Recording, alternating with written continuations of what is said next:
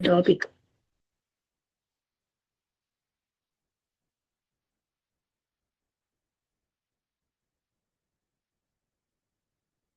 చెప్తారా? తెలుగులో ఏంటమ్మా ఇమ్యూనిసిటీ అంటే? ఇమ్మెన్సిటీ అంటే తీవ్రత. ఒకసారి చూద్దాము, డిక్షనరీ చూడండి. ఓకే. ఓం శ్రీ సద్గురుభ్యో నమ. 8th October 2025 Wednesday. Commentaries on living by G.D. Krishnamurthy. ఇమ్యూనిసిటీ అనేటువంటి టాపిక్ పై మేడం గారు సత్సంగ భాషణ జరిపిస్తారు.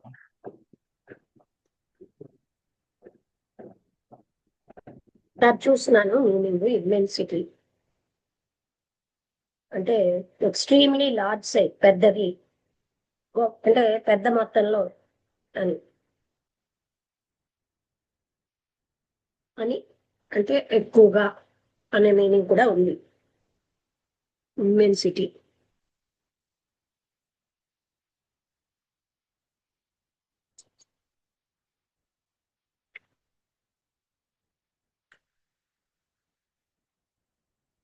అమ్మా ఇమ్మెన్సిటీ అమ్మా సిమ్మెన్సిటీయా? IMME immensity. Okay okay.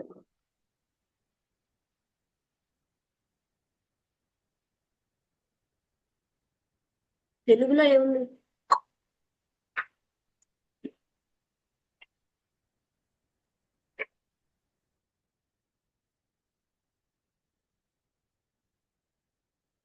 ఎవరైనా చూడండి.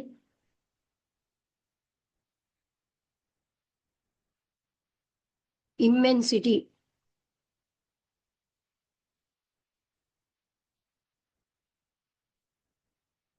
చూస్తున్నారా రమణ?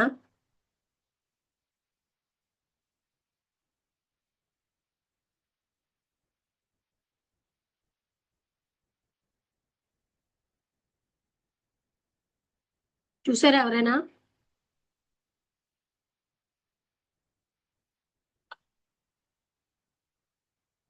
తెలుగు మీనింగ్. నమస్తే అమ్మ. అపారమైన అని ఉంది ఇమ్మెన్స్ అంటే. అపారత, అపారత చూసాను నేను. అపారం అంటే చాలా ఎక్కువ. ఆ లోయ చాలా లోపలికి ఉన్నది. బిలో అంటే కిందకి. ఎన్నో యాక్టివిటీస్, ఎన్నో వ్యాలీస్ ఎలా ఉంటాయో అది కూడా మోస్ట్ వ్యాలీస్ యొక్క యాక్టివిటీస్ తోటే ఉంది. అక్కడ దూరంగా ఉన్నటువంటి పర్వతాల నుంచి సూర్యుడు కనిపిస్తున్నాడు. అక్కడ ఉన్న నీడలు చాలా డార్క్ గా, పొడుగ్గా ఉన్నాయి. సాయంత్రం సమయం అన్నమాట. సముద్రం నుంచి గాలి వస్తుంది. ఆరెంజ్ వృక్షాలు ఒక వరుస తర్వాత ఒక వరుస అవన్నీ నల్లగా కనిపిస్తున్నాయి. అక్కడ పొడుగ్గా స్ట్రైట్ గా ఉన్న రోడ్డు ఆ వ్యాలీ ద్వారా అక్కడ ఒకేషనల్ అంటే చిన్న చిన్నగా కనిపిస్తున్నాయి కదిలే కార్లు. అక్కడ సూర్యాస్తమయం యొక్క కాంతిలో అద్భుతమైనటువంటి ప్రశాంతమైనటువంటి సాయంత్రం అది అని కృష్ణమూర్తి గారు మనకి చెప్తున్నారు. మైండ్ అనేది వాస్ట్ గా, విశాలంగా ఉన్న స్పేస్ ని కవర్ చేస్తుంది. అనంతమైన దూరాన్ని. మైండ్ ఎలా ఉందంటే అంతు లేకుండా వ్యాపించింది.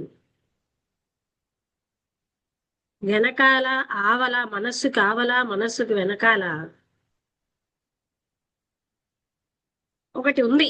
అన్నిట్లో అందులో అంతా ఉన్నాయి, సమస్తము అందులోనే ఉన్నాయి. మనస్సుకు అవతాల, ఆవల, మనస్సుకు వెనకాల. మనస్సు వేగంగా సంఘర్షణ పడుతోంది. గుర్తించడానికి దానికి సంబంధించింది ఏదో గుర్తు పెట్టుకోవడానికి, గుర్తు తెచ్చుకోవడానికి అది దాని యూజువల్ యాక్టివిటీ ఆగిపోయింది. అందుకని అది యూజువల్ గా దాని పని ఆగింది. అయితే దాని యొక్క స్వభావంలో లేనిది ఏది అది గ్రహించలేదు. ఇక్కడ ప్రెసెంట్ గా అన్ని వస్తువులు, మనస్సు, ఆ ఇమ్మెన్సిటీ, ఆ అనంతంలో అంటే అపారతలో అన్నీ ఉన్నాయి అందులోనే. సాయంత్రం చాలా చీకటి పడిపోయింది, నల్లగా అయిపోయింది. దూరంగా ఉన్నటువంటి కుక్కలు మొరుగుతున్నాయి. డార్క్ గా అంటే అంతా నెమ్మదిగా సాయంత్రం నుంచి చీకటి వచ్చేస్తుంది. ఆ కుక్కలేమో అక్కడ మొరుగుతున్నాయి. బార్కింగ్ డాగ్స్ అంటే మొరుగుతున్న కుక్కలు.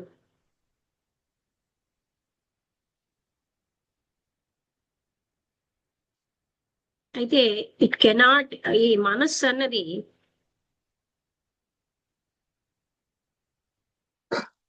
అంటే దాని యొక్క వ్యాలీలో కూడా దాని యొక్క యూజువల్ యాక్టివిటీ ఉందన్నారు కదా. అంటే ఈ ఇమ్మెన్సిటీ అంటే అనంతత్వం అని చెప్దాం. అందులో సమస్తం ఉన్నాయి. ఆ ఈవినింగ్ డార్క్నెస్, దూరంగా మురుగుతున్న కుక్కలు, అవి ఆ అనంతమైనటువంటి ఆ చైతన్యాన్ని ఏమి డిస్టర్బ్ చేయట్లేదు, మనస్సు కావలగా ఉన్నదాన్ని.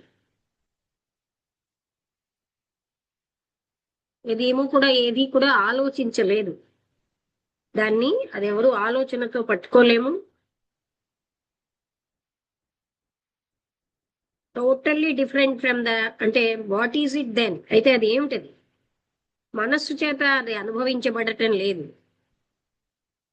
ఆలోచన దాన్ని పట్టుకోలేదు. అయితే అదేమిటి?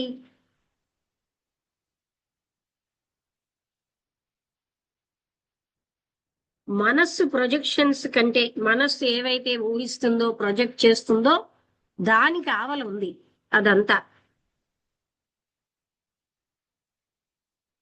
అయితే ఎవరు ఇది ఎక్స్పీరియన్స్ చేస్తున్నారు? తప్పనిసరిగా ప్రతిరోజు జ్ఞాపకాలతో అలాగే ఎన్నో కోరికలతో ఉన్న మనస్సు కాదు. ఇంకొక మనస్సు అయితే ఉందా? మనస్సులో ఒక భాగం గాని, అదే డార్మెంట్ గా ఉన్న భాగం ఏమైనా ఉందా? దానితోటి జాగరూకం అవడం వల్ల, అంటే ఏదైతే ఆ మనస్సుకి అవతల ఉందో, మనస్సుకి వెనకాల ఉందో, అది అవేకెండ్, అది జాగరూకం అయిందనమాట. అది అంటే దాన్ని అవేకెన్ చేయడానికి మనస్సు ఇంకొకటి ఉందా? అలా ఉంటే మనస్సు లోపల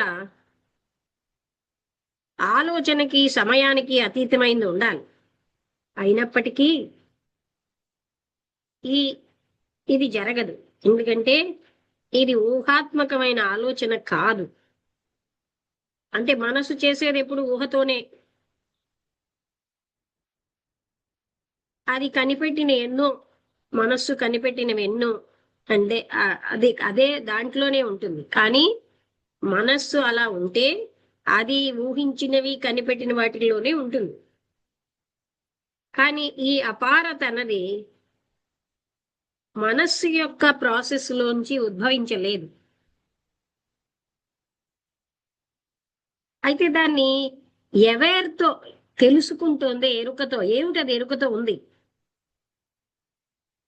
మనస్సు ఒక అనుభవించేవాడిగా ఎరుకతో ఉందా,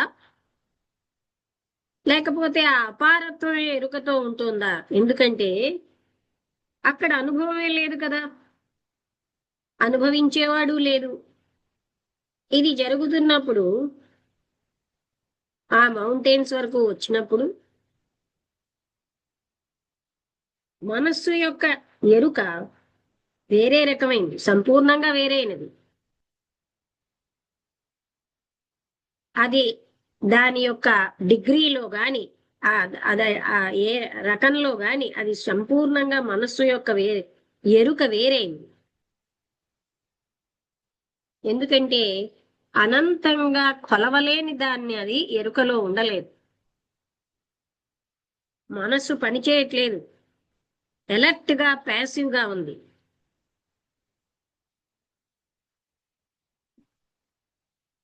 ఆ చెట్ల మీద వీస్తున్న గాలిని గుర్తించినా ఏ రకమైన చలనము లేదు లోపల లోపల.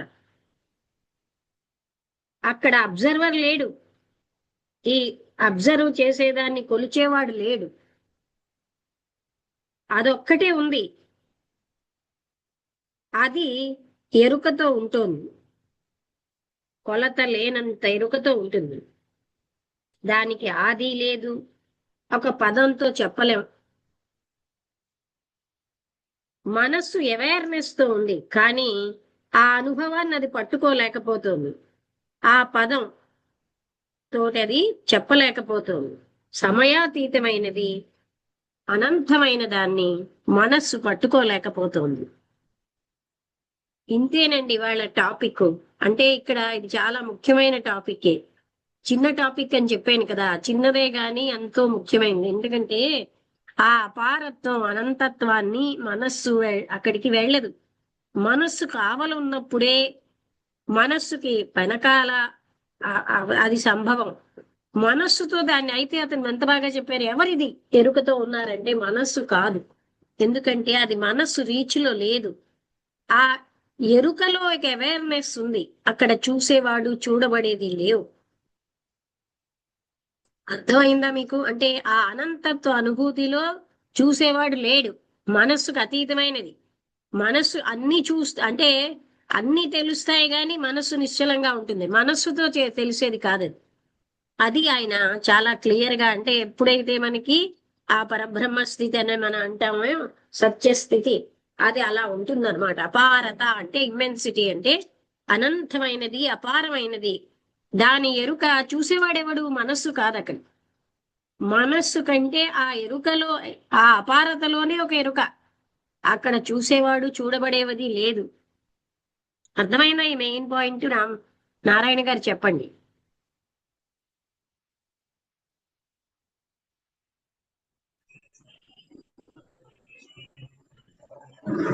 ఓం శ్రీ గురుభ్యో నమః. ఈరోజు ఇమ్మెన్సిటీ అంటే అపారత అంటే అనంతత్వం గురించి, ఎందుకంటే కృష్ణమూర్తి గారు మనకి ఏదో దేవుడు, బ్రహ్మం అలాంటి పదాలు ఉపయోగించారమ్మా. కానీ సత్యం అనేటువంటిది అంటే ప్రతి విషయంలో ఆయన మనల్ని ఏం చేస్తున్నారు, అనంతత్వాన్ని తీసుకుని వెళ్తుంటాడు ఆయన.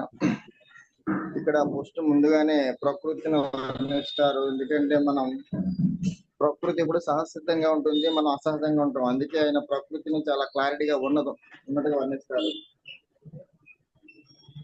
తర్వాత ఈరోజు ఇమ్మెన్సిటీ అంటే ఇక్కడ మనం బాగా తెలుసుకోవాల్సింది ఏంటంటే, మనసు ఎప్పుడు కూడా నోన్ ఫీల్డ్ లోనే ఉంటుంది.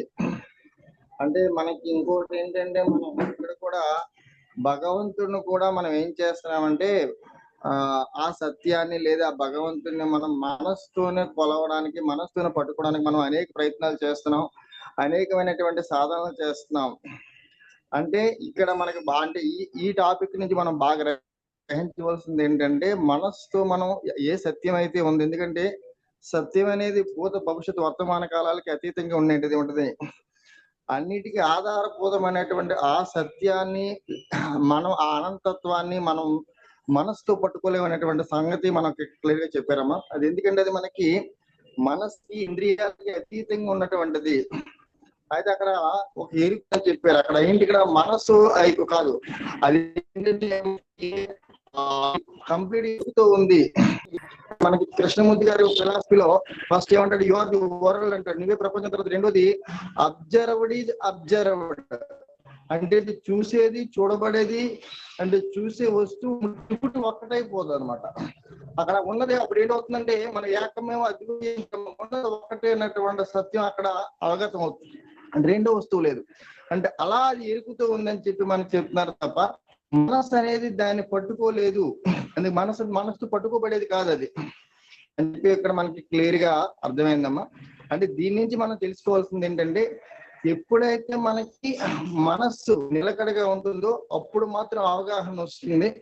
మనస్సు కలిగినంత వరకు, ఆ మనస్సు నెత్తి రానంత వరకు మనకి ఏ అవగాహన రాదు. ఆ సత్య స్వరూపాన్ని లేదా ఆ సత్యాన్ని మనం అనుభూతి చెందలేమన్నటువంటి సత్యం అయితే దీని నుంచి మనకి బాగా అవగతం అవుతుందమ్మా. కాబట్టి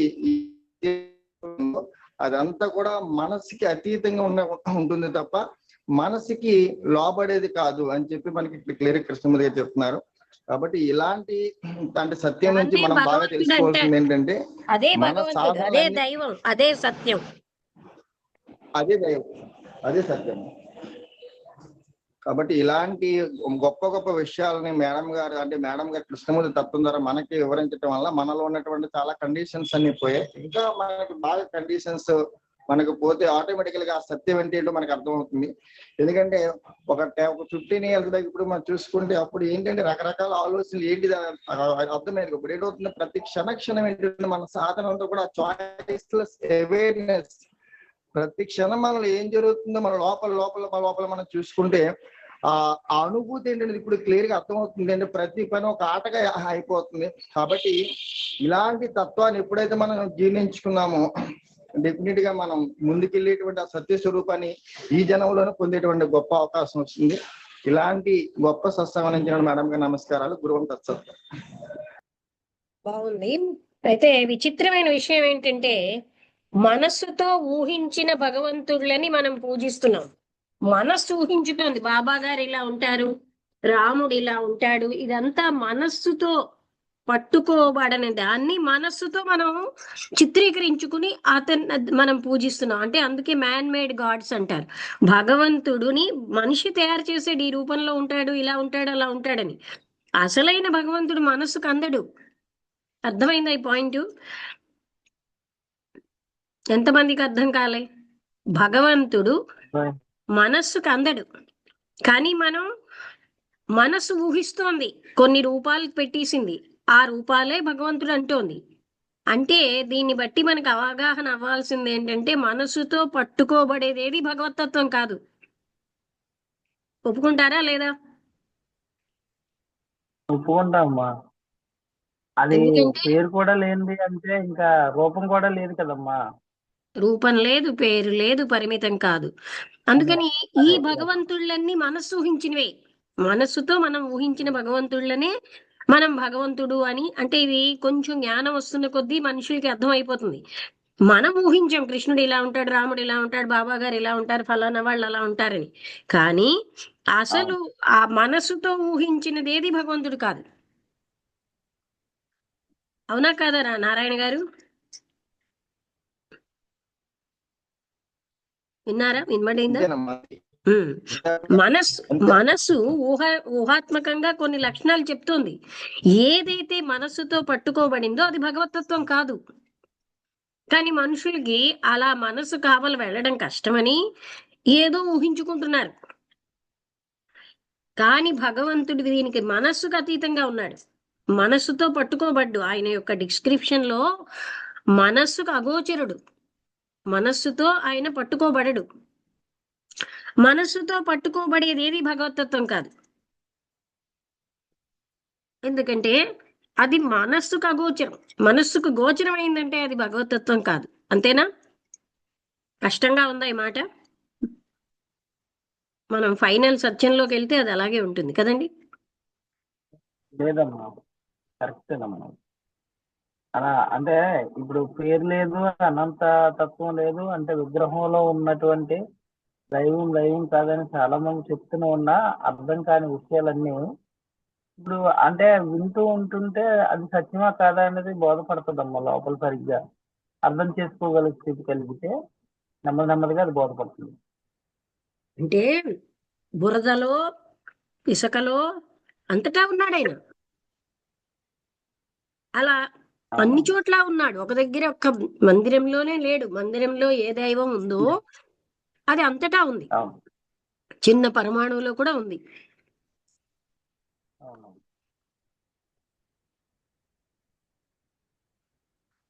ఇంకేమైనా డౌట్స్ ఉన్నాయా? మనం మందిరాల్లోకి వెళ్ళి పూజిస్తున్నది ఇవన్నీ కూడా మనసు ఊహించిన దైవమే. అందుకనే మనిషి చేత భగవంతుడు తయారు చేయబడ్డాడు. కానీ అసలు భగవంతుడు మనస్సుకు అతీతుడు. ఆయన్ని మనసుతో మనం పట్టుకోలేం. ఆయన వర్ణనలోనే వాక్కుతో వర్ణించలేం, మనస్సుతో పట్టుకోలేం. అటువంటి తత్వం పరమాత్ముడిది.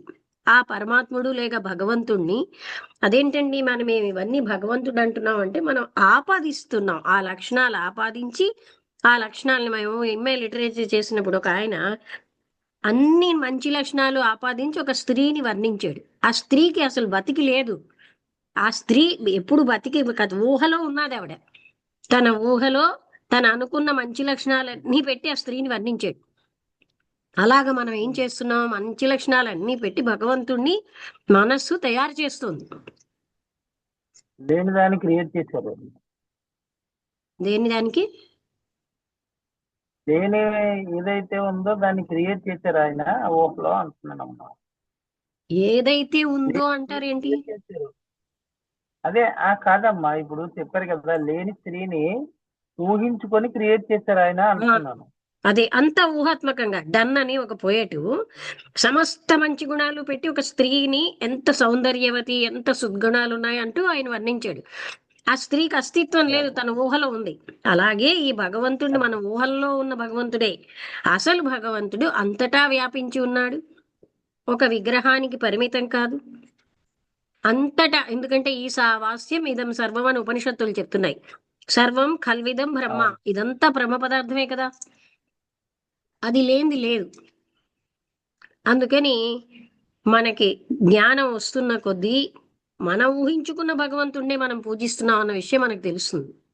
అది మనస్సుతో పట్టుకోబడేడు పరమాత్ముడు.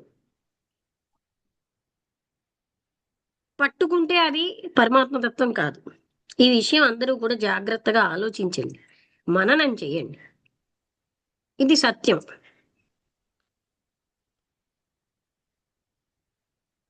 ఓకే, బాగుంది కదా? చాలా చిన్న టాపిక్ కానీ చాలా ముఖ్యమైన టాపిక్. అవునమ్మా, బాగుంది. మనం అన్ని లక్షణాలు ఆపాదించి ఇది భగవంతుడు అంటున్నాం. అది మనస్సుతో చేసింది గనక అది రియల్ తత్వం కాదు. ఎందుకంటే మనస్సుతో ఆయన పట్టుకోబడడు. పట్టుకున్నామో అది భగవంతుడు కాదు. ఇది మననం చేసి నిధిధ్యాసనం చేస్తే దాని అంతర్గత అర్థం మనకు అర్థమవుతుంది.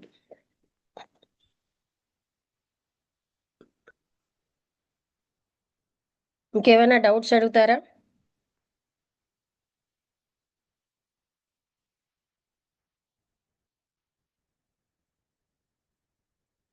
ఎందుకంటే ఉపనిషత్తులు, భగవద్గీత, బ్రహ్మసూత్రాలు ప్రమాణం మనకి. వాటిల్లో ఇలాగే చెప్తున్నారు.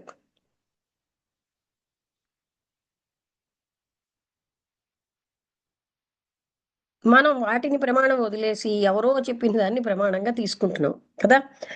ఉపనిషత్తులు, భగవద్గీత ఏం చెప్తున్నాయో దాన్ని వదిలేస్తున్నాం.